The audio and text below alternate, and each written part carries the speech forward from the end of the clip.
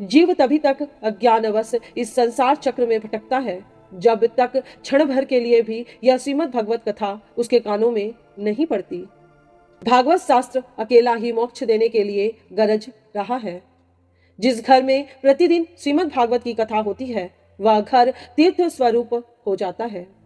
जो लोग उसमें निवास करते हैं उनके पापों का नाश कर देता है। सहस्त्रों अश्वमेध और सैकड़ों वाजपेयी यज्ञ भी इस श्रीमद् भागवत की कथा का 16वां अंश भी नहीं हो सकते। ओम श्री परमात्मने नमः। भगवान पुंडरीकाक्ष आप सभी पर अपना स्नेह बनाए रखे। आप सभी का हर दिन शुभ हो। आप सभी का मेरे YouTube चैनल स्पिरिचुअल जर्नी 75 में हार्दिक स्वागत है। आज के वीडियो में आप सुनेंगे पद्म पुराण के उत्तरखंड के विषय 224 को, जिसमें सनक आदि द्वारा श्रीमद् भागवत की महिमा का वर्णन तथा कथा रस से पुष्ट होकर भक्ति, ज्ञान और वैराग्य का प्रकट होना। नारद जी बोले, ज्ञान योग के विशेषज्ञ महात्माओं, अब मैं भक्ति, ज्ञान और वैराग्य की स्थापना करने के लिए श्री सुखदेव जी के कहे हुए श्रीमद् भागवत शास्त्र की कथा द्वारा यत्न पूर्वक उज्ज्वल ज्ञान यज्ञ करूंगा। यह यज्ञ मुझे कहाँ करना चाहिए, इसके लिए कोई स्थान बतलाइए। आप लोग वेदों के पारंगत विद्वान हैं, इसलिए मुझे सुख शास्त्र अर्थात श्रीमद् भागवत की महिमा भी सुनाइए और यह भी बताइए कि श्रीमद् भागवत की कथा कितने दिनों में सुननी चाहिए तथा उसके सुनने के लिए कौन सी विधि है। श्री सनक आदि ने कहा, नारद जी आप विनयी और विवेकी हैं। हम आपकी पूछी हुई सभी बातें बताते हैं। हरिद्वार के समीप एक आनंद नाम का घाट है। वहाँ अनेकों ऋषि महर्षि रहते हैं तथा देवता और सिद्ध लोग भी उसका सेवन करते हैं। नाना प्रकार के वृक्षों और लताओं से वह स्थान व्याप्त है। वहाँ नूतन एवं कोमल बालू बिछी हुई है। वहाँ घाट बड़ा ही सुरम्य है और एकांत प्रदेश में है। सुवर्णमय कमल उसकी शोभा बढ़ाया करते हैं। उसके आसपास रहने वाले जीवों के मन में वैर का भाव नहीं ठहरने पाता। वहाँ अधिक समारोह के बिना ही आपको ज्ञान यज्ञ का अनुष्ठान करना चाहिए। उस स्थान पर जो कथा होगी उसमें बड़ा अपूर्व रस मिलेगा। भक्ति भी निर्मल एवं जरा जीर्ण शरीर वाले अपने दोनों पुत्रों को आगे करके वहीं आ जाएगी, क्योंकि जहाँ श्रीमद् भागवत की कथा होती है वहाँ ये भक्ति आदि स्वतः पहुँच जाते हैं। वहाँ कानों में कथा का शब्द पढ़ने से तीनों ही तरुण हो जाएंगे। ऐसा कहकर देव ऋषि नारद जी के साथ सनक आदि भी भागवत कथा रूपी अमृत का पान करने के लिए शीघ्र ही हरिद्वार में गंगा जी के तट पर आ गए। जिस समय वे वहां तट पर पहुंचे, भूलोक, देवलोक तथा ब्रह्मलोक में सब जगह इस कथा का शोर हो गया। रसिक भक्त श्रीमद् भागवत अमृत का पान करने के लिए वहां सबसे पहले दौड़ दौड़ कर आने लगे। भृगु, वशिष्ठ, च्यवन, गौतम, मेधातिथि, देवल, देवरात, परशुराम, विश्वामित्र, साकल, मार्कंडेय, दत्तात्रेय, पिप्पलाद, योगेश्वर, व्यास और पराशर, श्रीमान छाया सुक, जाजली और जनहू आदि सभी प्रधान मुनिगण अपने पुत्र, मित्र और स्त्रियों को साथ लिए बड़े प्रेम से वहां आए। इनके सिवा वेद, वेदांत, मंत्र, तंत्र, 17 पुराण और 6 शास्त्र भी वहां मूर्तिमान होकर उपस्थित हुए। गंगा आदि नदियां, पुष्कर आदि सरोवर, समस्त क्षेत्र, संपूर्ण दिशाएं, दंडक आदि वन, नाग आदि गण, देव, गंधर्व और किन्नर सभी कथा सुनने के लिए चले आए। जो लोग अपने को बड़ा मानने के कारण संकोचवश वहां नहीं उपस्थित हुए थे, उन्हें ब्रह्मर्षि भृगु समझा बुझाकर ले आए। तदनंतर कथा सुनाने के लिए दीक्षा ग्रहण कर लेने पर श्री कृष्ण परायण सनक आदि नारद जी के दिए हुए उत्तम आसन पर विराजमान हुए। उस समय सभी श्रोताओं ने उनको मस्तक झुकाया। श्रोताओं में वैष्णव, विरक्त, सन्यासी और ब्रह्मचारी ये सबसे आगे बैठे और उनके भी आगे देव ऋषि नारद जी विराजमान हुए। एक ओर ऋषि बैठे थे और दूसरी ओर देवता। वेदों और उपनिषदों का अलग आसन था। एक ओर तीर्थ विराजमान हुए और दूसरी ओर स्त्रियां। उस समय सब ओर जय जयकार, नमस्कार और शंखों का शब्द होने लगा। अबीर, गुलाल आदि चूर्ण, खील और फूलों की खूब वर्षा हुई। कितने ही देवेश्वर विमानों पर बैठकर वहां उपस्थित हुए। सब लोगों पर कल्प वृक्ष के फूलों की वर्षा करने लगे। इस प्रकार जब पूजा समाप्त हुई और सब लोग एकाग्रचित्त होकर बैठ गए, तब सनक आदि मुनि महात्मा नारद को श्रीमद् भागवत का महात्म्य स्पष्ट करके बताने लगे। श्री सनक आदि ने कहा, नारद जी, अब हम आपसे इस भागवत शास्त्र की महिमा का वर्णन करते हैं। इसके सुनने मात्र से ही मुक्ति हाथ लग जाती है। श्रीमद् भागवत की कथा का सदा ही सेवन करना चाहिए। इसके श्रवण मात्र से मुक्ति रत्न की प्राप्ति हो जाती है। यह ग्रंथ 18,000 श्लोकों का है। इसमें 12 स्कंद हैं। यह राजा परीक्षित और श्री सुखदेव मुनि का संवाद रूप है।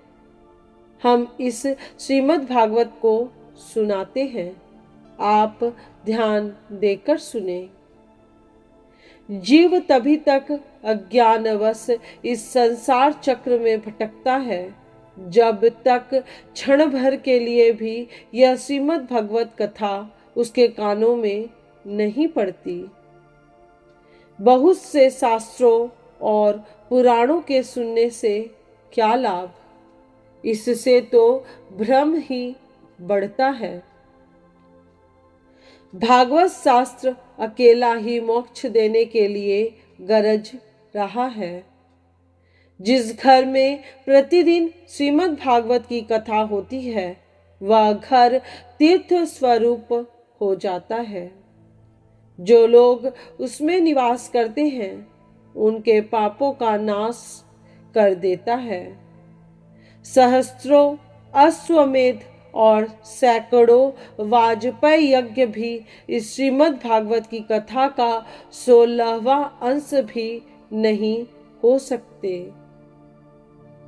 तपोधनों, मनुष्य जब तक श्रीमद् भागवत कथा का भली भांति श्रवण नहीं करते, तभी तक उनके शरीर में पाप ठहर सकते हैं। गंगा, गया, काशी, पुष्कर और प्रयाग ये श्रीमद् भागवत कथा के फल की बराबरी नहीं कर सकते। ओमकार, गायत्री मंत्र, पुरुष सूक्त, ऋक, साम और यजु, ये तीनों वेद श्रीमद् भागवत ओम नमो भगवते वासुदेवाय यह 12 अक्षर मंत्र 12 मूर्तियों वाले सूर्य, प्रयाग संवत्सर रूप काल, ब्राह्मण अग्निहोत्र, गौ द्वादशी तिथि, तुलसी वसंत ऋतु और भगवान पुरुषोत्तम, इन सब में विद्वान पुरुष वस्तुतः कोई अंतर नहीं मानते। जो मनुष्य प्रतिदिन श्रीमद् भागवत शास्त्र का अर्थ सहित पाठ करता है, उसके करोड़ों जन्मों के किए हुए पाप का नाश हो जाता है। इसमें तनिक भी संदेह नहीं है। जो नित्य प्रति श्रीमद् भागवत के आधे या चौथाई श्लोक का भी पाठ करता है, उसे राजसूय और अश्वमेध यज्ञों का फल प्राप्त होता है। नित्य श्रीमद् भागवत का पाठ करना, श्री हरि का ध्यान करना, तुलसी के पौधे को सींचना और गौओं की सेवा करना, ये चारों समान हैं।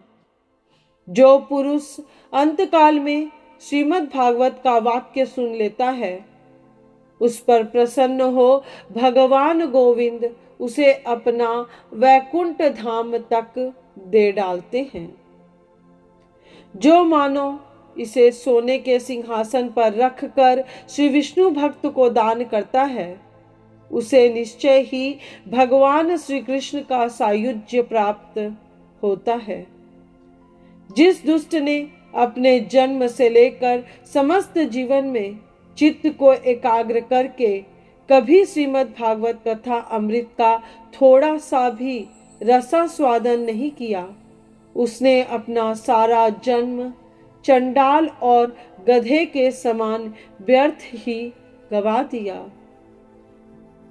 वह तो माता को प्रसव की पीड़ा पहुंचाने के लिए ही उत्पन्न हुआ था। यह कितने खेद की बात है जिसने इस सुख शास्त्र के थोड़े से भी वचन नहीं सुने।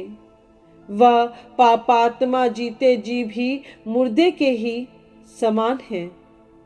वह इस पृथ्वी का भार रूप है। मनुष्य होकर भी पशु के तुल्य है, उसे धिक्कार है।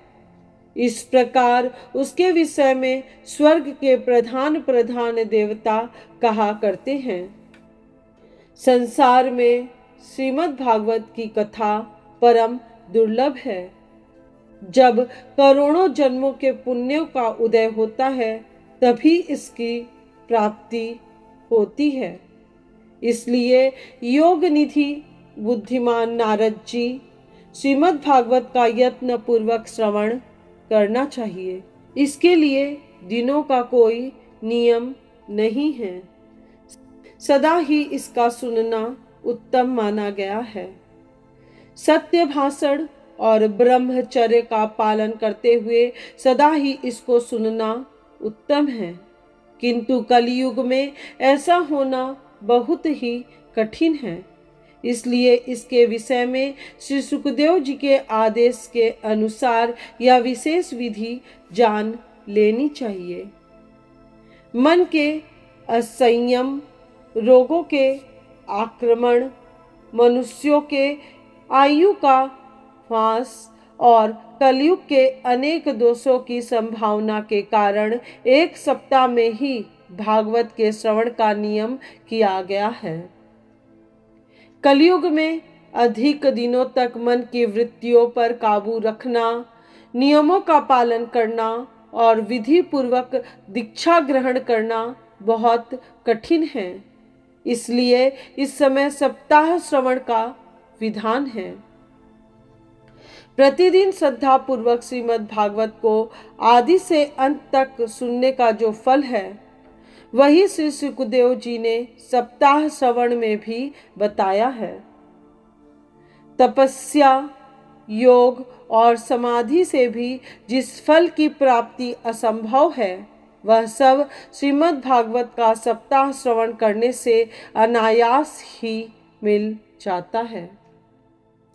सप्ताह श्रवण यज्ञ से भी बढ़कर अपने महत्व की घोषणा करता है, व्रत से भी अधिक होने का दावा करता है, तपस्या से भी श्रेष्ठ होने की गर्जना करता है और तीर्थ से तो वह सदा बढ़कर है ही। इतना ही नहीं, सप्ताह श्रवण योग से भी बढ़कर है, ध्यान और ज्ञान से भी बड़ा चढ़ा है। कहाँ तक उसकी विशेषता का वर्णन करें। अरे वह तो सबसे बढ़ चढ़कर है। शौनक जी ने पूछा, सूत जी, यह तो आपने बड़े आश्चर्य की बात बताई। माना कि यह श्रीमद् भागवत पुराण योगवेत्ता ब्रह्मा जी के भी आदि कारण भगवान श्री पुरुषोत्तम का निरूपण करने वाला है, परंतु यह इस युग में ज्ञान आदि साधनों का तिरस्कार करके उनसे भी बढ़कर कल्याण का साधक कैसे हो गया। सूत जी ने कहा, शौनक जी, जब भगवान श्री कृष्ण इस धराधाम को छोड़कर अपने परम धाम को पधारने के लिए उद्धत हुए, उस समय उद्धव जी ने उनके मुख से एकादश स्कंद में वर्णित ज्ञान का उपदेश सुनकर भी उनसे इस प्रकार कहा। उद्धव जी बोले, गोविंद, अब आप तो अपने भक्तों का कार्य सिद्ध करके परम धाम को पधारना चाहते हैं, किंतु मेरे मन में एक बहुत बड़ी चिंता है, उसे सुनकर आप मुझे सुखी कीजिए। देखिए, यह भयंकर कलिकाल आना ही चाहता है। अब फिर संसार में दुष्ट लोग उत्पन्न होंगे। उनके संसर्ग से साधु पुरुष भी उग्र स्वभाव हो जाएंगे। उस समय उनके भार से दबी हुई यह गौरूप धारणी भूमि किसकी शरण में जाएगी। कमल नयन, मुझे तो आपके सिवा दूसरा कोई इसका रक्षक नहीं दिखाई देता। इसलिए भक्त वत्सल, आप साधु पुरुषों पर दया करके यहाँ से मत जाइए। निराकार एवं चिन्मय होते हुए भी आपने भक्तों के लिए यह सगुण रूप धारण किया है। अब वे ही भक्त आपके वियोग में इस पृथ्वी पर कैसे रह सकेंगे। निर्गुण की उपासना में तो बहुत कठिनाई है, अतः वह उनसे हो नहीं सकती। इसलिए मेरे कथन पर कुछ विचार कीजिए। सूत जी कहते हैं, प्रभास क्षेत्र में उद्धव जी के ये वचन सुनकर श्री हरि ने सोचा, भक्तों के अवलंब के लिए इस समय मुझे क्या करना चाहिए। इस प्रकार विचार करके भगवान ने अपना संपूर्ण तेज श्रीमद् भागवत में स्थापित कर दिया। वे अंतर्ध्यान होकर श्रीमद् भागवत रूपी समुद्र में प्रवेश कर गए। इसलिए यह श्रीमद् भागवत भगवान की साक्षात वांगमयी मूर्ति है। इसके सेवन से तथा सुनने, पढ़ने और दर्शन करने से यह सब पापों का नाश कर देती है। इसी से इसका सप्ताह श्रवण सबसे बढ़कर माना गया है। कलयुग में अन्य सब साधनों को छोड़कर इसी को प्रधान धर्म बताया गया है। दुख, दरिद्रता, दुर्भाग्य और पापों को धो डालने के लिए तथा काम और क्रोध को काबू करने के लिए कली काल में यही प्रधान धर्म कहा गया है।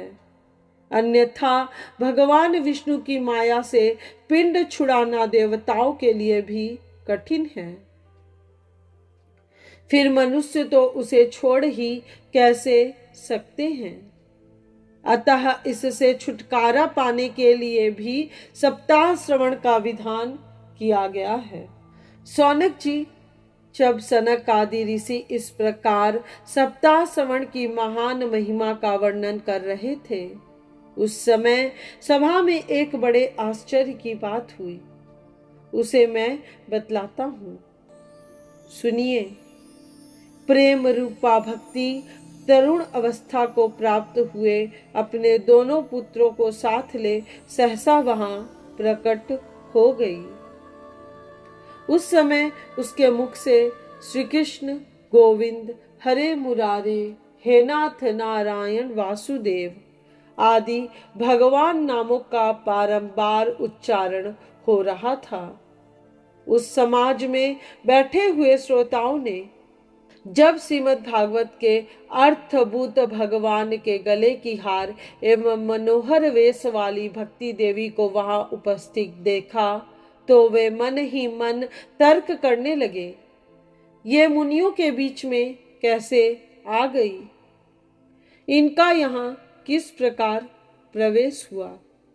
तब सनक आदि ने कहा, इस समय ये भक्ति देवी यहाँ कथा के अर्थ से ही प्रकट हुई है। उनके ये विचार सुनकर भक्ति ने पुत्रों सहित अत्यंत विनीत हो सनत कुमार जी से कहा, महानुभाव, मैं कलयुग में नष्ट प्राय हो गई थी, किंतु आपने भागवत कथा रूप अमृत से सींचकर आज फिर मुझे पुष्ट कर दिया। अब आप लोग बताइए मैं कहाँ रहूं। तब ब्रह्म कुमार सनक आदि ऋषियों ने कहा, भक्ति भक्तों के हृदय में भगवान गोविंद के सुंदर रूप की स्थापना करने वाली है।